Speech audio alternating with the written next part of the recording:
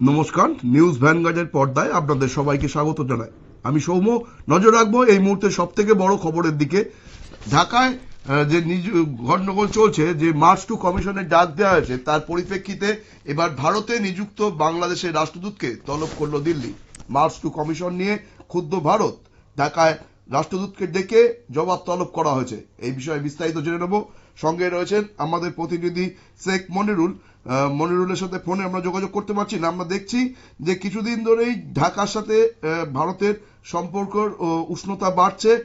কিছুদিন আগেই ঢাকার রাষ্ট্রদূতকে, ভারতের যে নিযুক্ত রাষ্ট্রদূত আছে ঢাকার, তাকে তলব করেছিল দিল্লি এবং অভিযোগ করেছিল যে তাকে উদ্দেশ্য করে যে বিভিন্ন রকম কথাবার্তা উঠে আসছিল, যে যাকে শেখ হাসিনাকে মদত দিচ্ছে উস্কুনিমূলক মতামত করার জন্য, এবং জাতীয় নির্বাচনের আগে নাকি গন্ডগোলের চেষ্টা চলছে। এই বিষয়ে বিস্তারিত আমাদের জানাবেন শেখ মনিরুল, আমাদের প্রতিনিধি। যে ভারতে যে বাংলাদেশের রাষ্ট্রদূতকে তলব করা হয়েছে, নয়াদিল্লি যে তলব করেছে, এই নিয়ে আমরা বিস্তারিত জেনে নেব। সঙ্গে রয়েছেন আমাদের প্রতিনিধি শেখ মনিরুল। মনিরুল, এই যে ভারতের ঢাকার যে রাষ্ট্রদূতকে তলব করা হয়েছে, বাংলাদেশের যে রাষ্ট্রদূতকে তলব করেছে নয়াদিল্লি, সেই বিষয় নিয়ে বিস্তারিত কি জানা যাচ্ছে? দেখো, কিছুক্ষণ আগে জানা গিয়েছে যে বাংলাদেশের যে রাষ্ট্রদূত ভারতে যিনি রয়েছেন রিয়াজ হামিদুল্লাহকে এবার তলব করলো বিদেশ মন্ত্রক, এবং বিদেশ মন্ত্রকে ইতিমধ্যেই তিনি পৌঁছে গিয়েছেন, এবং সেখানে ভারতীয় যারা আধিকারিকরা রয়েছেন, ডিপ্লোম্যাটিক আধিকারিকরা রয়েছেন, তাদের সঙ্গে কিন্তু দীর্ঘক্ষণ বৈঠক হয়েছে বলে সূত্রের খবর। ইতিমধ্যেই সেই বৈঠক দিল্লিতে শেষও হয়ে গিয়েছে বলে শেষ খবর আমার কাছে, যে রিয়াজ হামিদুল্লাহকে কিন্তু কড়া বার্তা দেওয়া হয়েছে। অর্থাৎ আজকে যে জুলাই যোদ্ধারা মার্চ টু হাই কমিশনের ডাক দিয়েছে, সেই মার্চ টু হাই কমিশনের ডাকের পরেই কিন্তু বাংলাদেশের যে ভারতের যে দূতাবাস, সেই দূতাবাস কিন্তু আজকে সাময়িকভাবে বন্ধ করা হয়, এবং তারপর কিন্তু সেখানকার যারা নিরাপত্তা কর্মীরা তারা কিন্তু পুরো হাই কমিশন ইতিমধ্যে অবশ্য ঘিরে ফেলেছে, যাতে কোনো রকম কোনো অপ্রীতিকর ঘটনা না ঘটে। কিন্তু প্রকাশ্যেই যেভাবে ভারতীয় হাই কমিশনকে জ্বালিয়ে দেওয়ার বার্তা দিয়েছে বাংলাদেশের ছাত্র ও জামাত নেতারা, তাতে কিন্তু যথেষ্টই কিন্তু এবার জল কিন্তু গড়িয়েছে সাউথ ব্লক পর্যন্ত। এবং সাউথ ব্লক ইতিমধ্যেই প্রধানমন্ত্রী নরেন্দ্র মোদী দেশের বাইরে রয়েছেন, বিদেশ মন্ত্রী এস জয়শঙ্কর তিনিও বাইরে রয়েছেন, দিল্লির বাইরে রয়েছেন কেন্দ্রীয় প্রতিরক্ষা মন্ত্রী রাজনাথ সিং এবং রাষ্ট্রপতি দ্রৌপদী মুর্মু। তারপরেও কিন্তু বিষয়টা নিয়ে তড়িঘড়ি সিদ্ধান্ত নেয় ভারতীয় বিদেশ মন্ত্রকের আধিকারিকরা।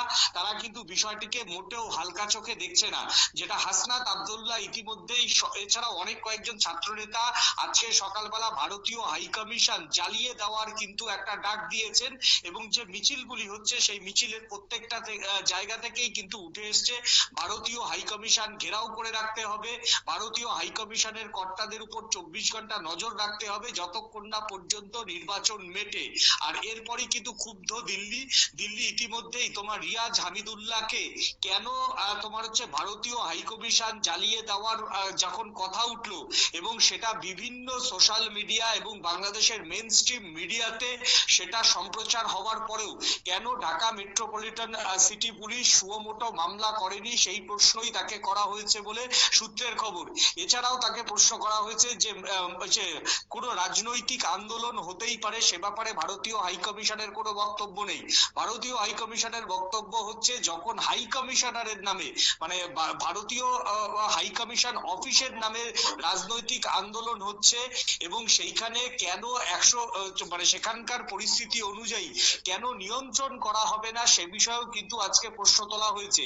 পাশাপাশি প্রশ্ন তোলা হয়েছে যে ভারতীয় তোমার হচ্ছে যে হাই কমিশনের কর্তারা যারা এই মুহূর্তে ঢাকায় অবস্থান করছেন, তাদের নিরাপত্তার ব্যাপারে কি ভাবছেন।